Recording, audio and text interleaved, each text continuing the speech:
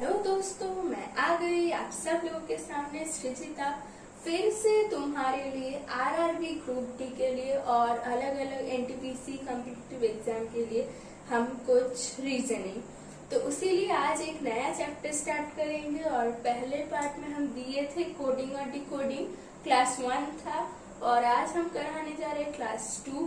और coding decoding का अगर कुछ प्रॉब्लम फेस कर रहे हो कोई किसी भी तरह क्वेश्चन में, तुम कमेंट बॉक्स में लिख सकते हो, इधर इस कमेंट बॉक्स में या पिछले कमेंट बॉक्स में, पर मुझे बोलना, मैं इमीडिएटली या वीडियो के माध्यम से या मैं तुम्हें कमेंट के माध्यम से समझा दूंगी। और मेरा तो एक व्हाट्सएप ग्रुप है ही, घुस भी सकते हो, उधर की हेल्प मिल जाएगा। तो आज स्टार्ट करते हैं नंबर सीरीज कंप्लीशन। ये एक मतलब देखो, हम पहले स्टार्ट कर रहे हैं जो बहुत ऐसे मार्क्स उठाने वाला है और कम टाइम में हो जाएगा। तो उसीलिए सीरीज में भी बहुत इजी रहता है। तो वो सीरीज में जो इजी रहता है या छोटे मोटे एकदम मतलब क्या बोले, बहुत लेस टाइम कंज्यूमिंग, तो वो हम सिखाएंगे पर्टिकुलरली।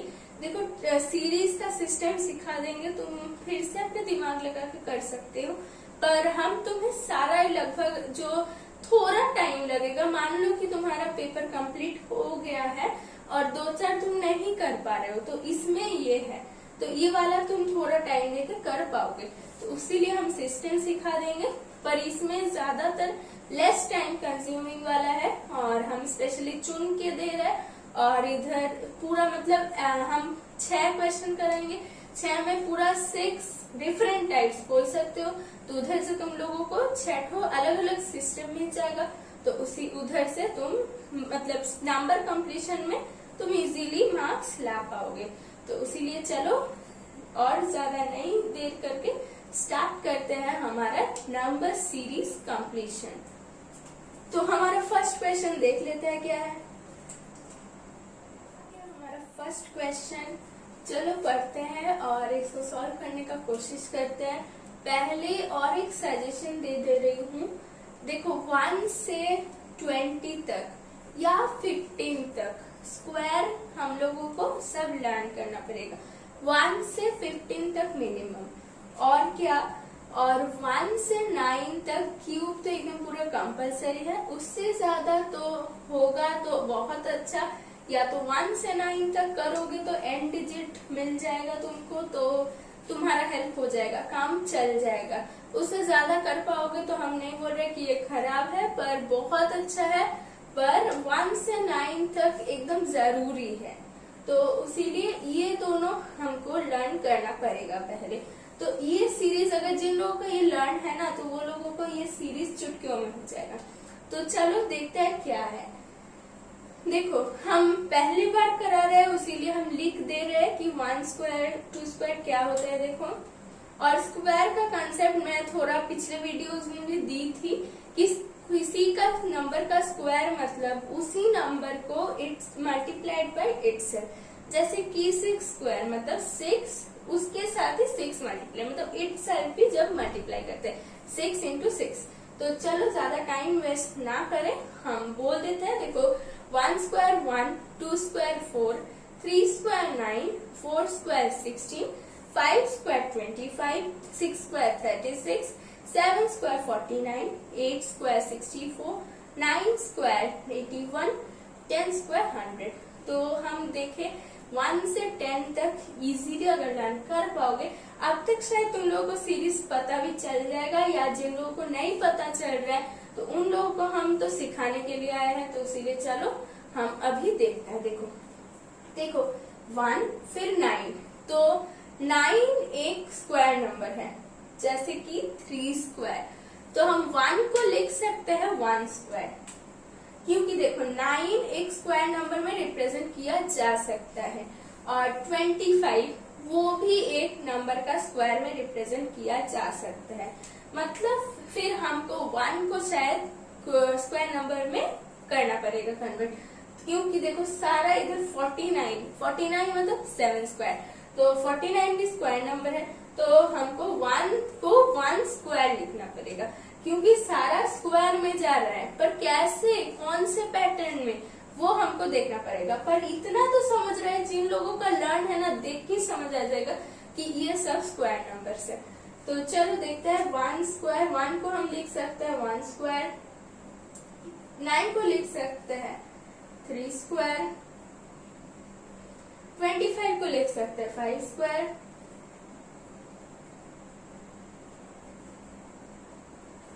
49 को लिख सकते हैं 7 स्क्वायर। फिर इधर क्या होगा हमको लिखना है, और 121 है लास्ट में, तो इसको हम लिख सकते हैं 11 स्क्वायर। अब देखो इधर हमको क्या है 1 फिर 3, तो मतलब ऑड नंबर्स का कंसेप्ट। देखो 1 फिर 3 मतलब नेक्स्ट ऑड नंबर, फिर 3 के बाद 1 खुद ही एक ऑड नंबर है, फिर 3 ऑड नंबर मतलब उसके नेक्स्ट वाला 2 इवन है, फिर 3 ऑड आ गया, फिर 5 ऑड, 7 ऑड मतलब नेक्स्ट ऑड। तो फिर 3 का नेक्स्ट ऑड 5 है, तो 7 का नेक्स्ट ऑड क्या होगा हमारा 9। तो इसीलिए देखो सारा ऑड में जा रहा है और कंसेक्यूटिव ऑड में, मतलब उसके ठीक बाद वाले ऑड नंबर को ही हम स्क्वायर कर रहे हैं। तो देखो 1 फिर 3 फिर 5 फिर 7 फिर हमारा 9 आएगा। अगर इधर 9 स्क्वायर आ गया, देखो फिर से कंसेक्यूटिव 11, फिर से कंसेक्यूटिव ऑड नंबर आ गया, मतलब हमारा ये पैटर्न बिल्कुल हम सही चुने। तो 9 स्क्वायर हमारा क्या आता है 81। हो गया हमारा आंसर। ये एक्चुअली हम समझाए, एक्सप्लेन किए। अगर मान लो तुमको सब स्क्वायर आता है तो हम इमीडिएटली लिख सकते हैं कि 1 स्क्वायर 3 स्क्वायर ऐसे करके, तो जल्दी जल्दी हमको 7 के बाद कंसेक्यूटिव स्क्वायर नंबर मिल जाएगा, वो है 9, उसका स्क्वायर तुरंत करके हम इधर राइट दे देंगे। तो चलो फिर हमारा सेकंड क्वेश्चन क्या है देखो, क्योंकि ये बहुत आसान है, पर अगर लॉजिक नहीं समझोगे तो नहीं आएगा। तो इसीलिए कॉम्पिटिटिव में भी जा रहे हो पर समझ के जाना, क्योंकि लास्ट में फॉर्मूला साथ नहीं देगा, ये रीजनिंग में तो बिल्कुल नहीं, ये लास्ट में तुमको अपना दिमाग और कंसेप्ट काम में लगाना पड़ेगा। तो देखते हैं चलो क्या करेंगे। देखो 34 फिर 45 फिर 56 फिर 67 फिर क्या होगा वो हमको फाइंड करना है।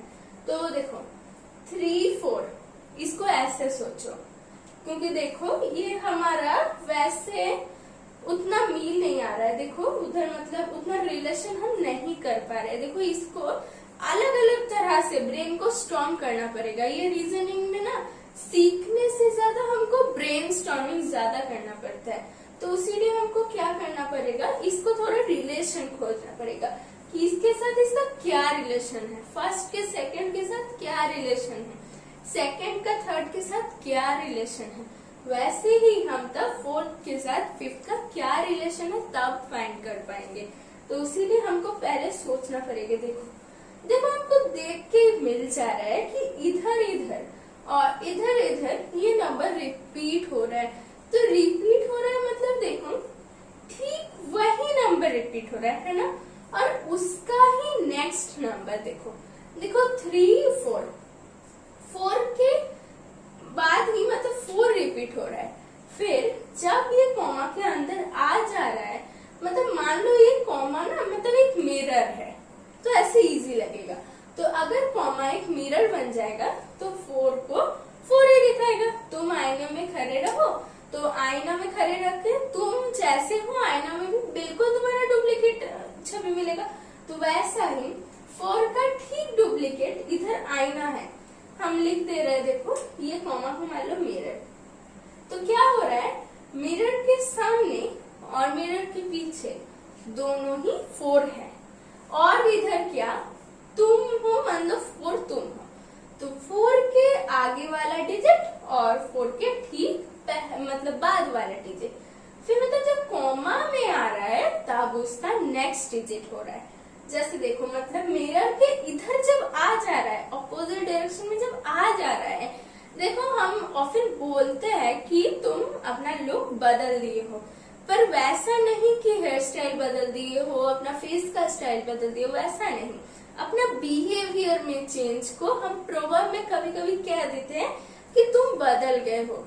तो वैसा ही इधर भी मिरर में अगर जा रहा है, मिरर के इधर चला जा रहा है, मतलब अपना चरित्र बदल दे रहा है, तो बदल कैसे हो रहा है, उसका ठीक नेक्स्ट नंबर के साथ उसको एक रिलेशन में आ जा रहा है, वैसे सोच सकते हैं।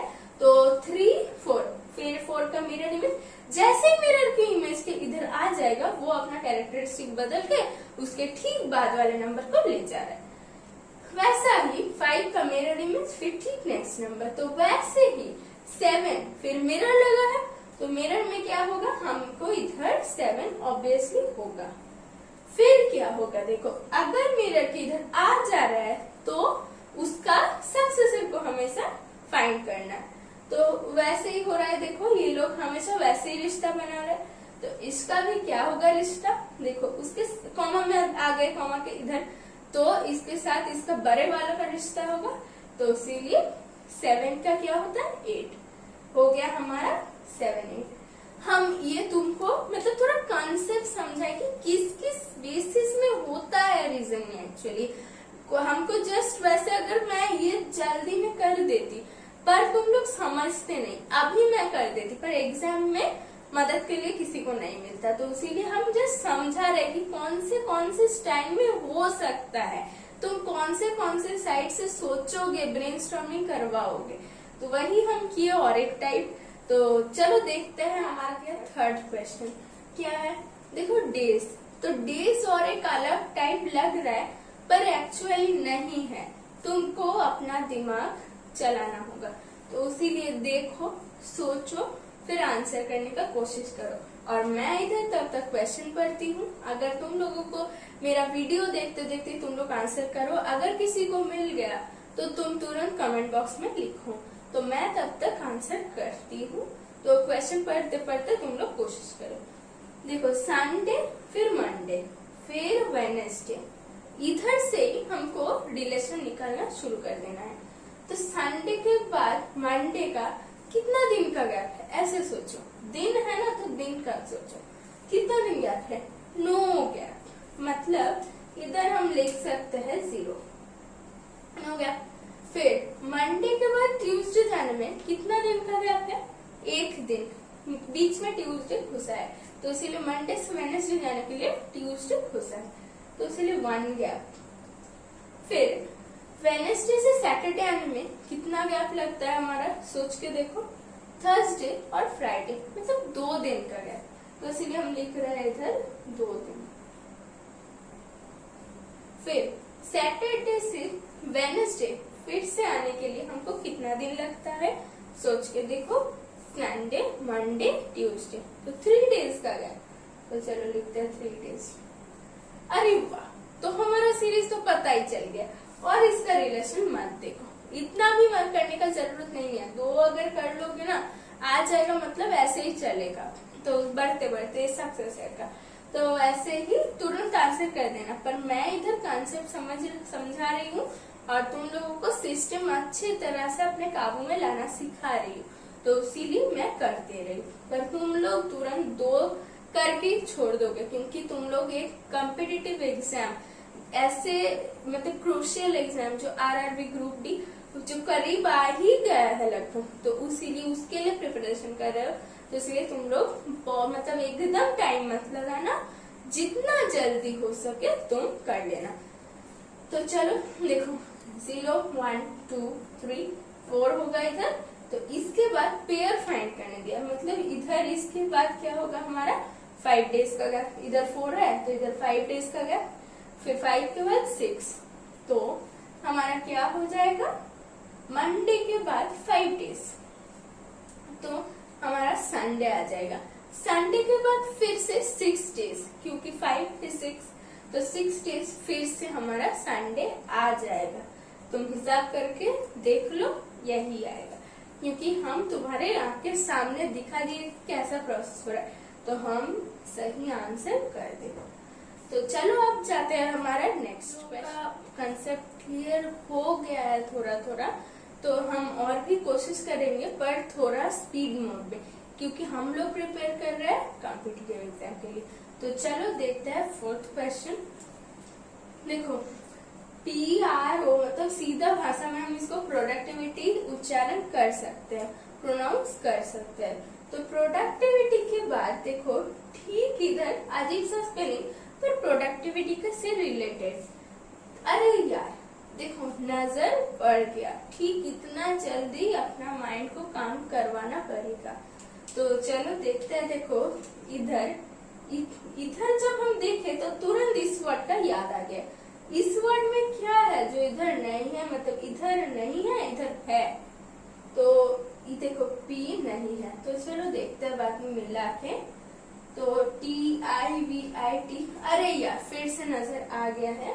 Y भी नहीं है, देखो T तक है लास्ट। फिर इधर देखते हैं, चलो इधर देखो फिर से ये तो पूरा डाउन में हम तुम देख पाओगे तो और भी इजी लगेगा, तो इधर से भी तुम देख सकते हो। तो देखो फिर से ये दोनों गायब और लास्ट से कुछ गायब हुआ, लेट मी सी। हाँ गायब हो गया, मतलब फर्स्ट से दो लास्ट से दो, मतलब एक एक करके इधर भी गायब हो रहा इधर भी गायब हो रहा। तो इधर एक भी नहीं है, मतलब एक भी गायब नहीं हुआ है। इधर एक एक हुआ है, इधर दो दो हुआ है, तो नेक्स्ट में तीन तीन होगा।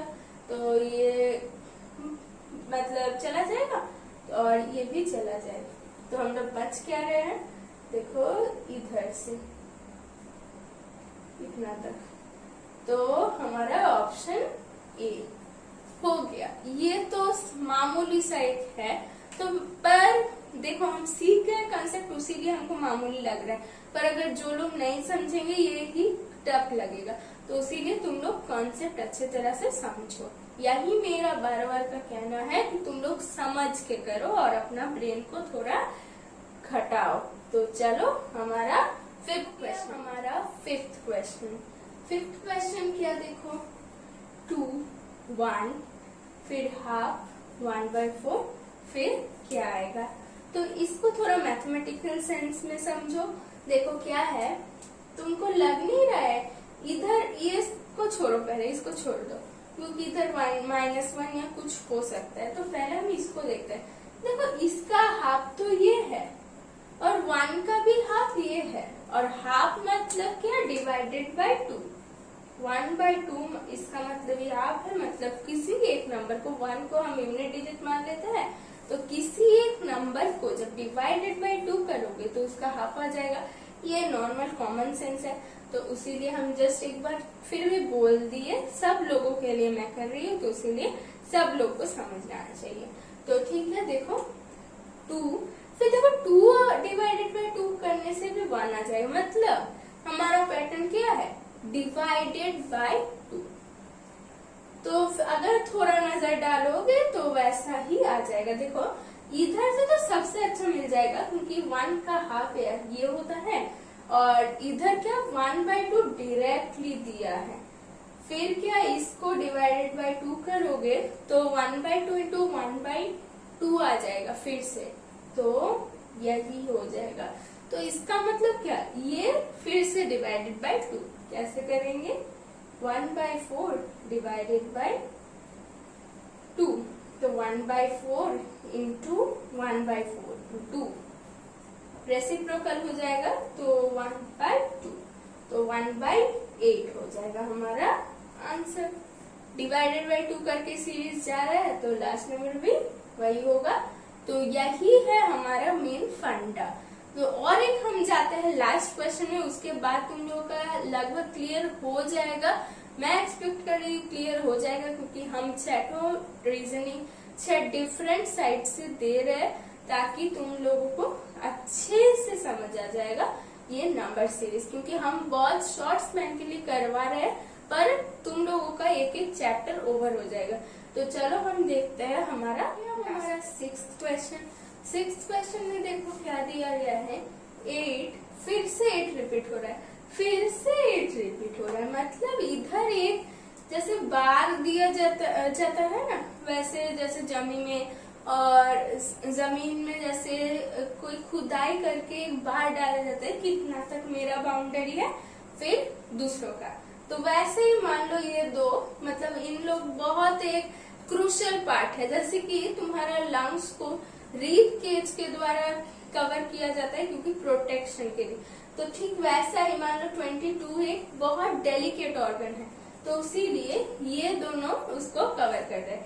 फिर सेम वैसा, और ये थोड़ा घर का वो बीच वाला दीवार है, तो इस घर से भी कॉमन है, इस घर से भी कॉमन है, तो इसीलिए 8 फिर 8 फिर 8 फिर एक नंबर आएगा जिधर बीच बीच में जो मान लो कि तुम्हारा जैसे लंग्स, तो वैसे डेलिकेट एक ऑर्गन वो डेवलप कर रहा है, पर तुम्हारा बीच वाला केज ऑलरेडी एक अच्छे स्ट्रॉन्ग मटेरियल से बना हुआ है जो एक फिक्स्ड रहता है, ऐसे सोच लो।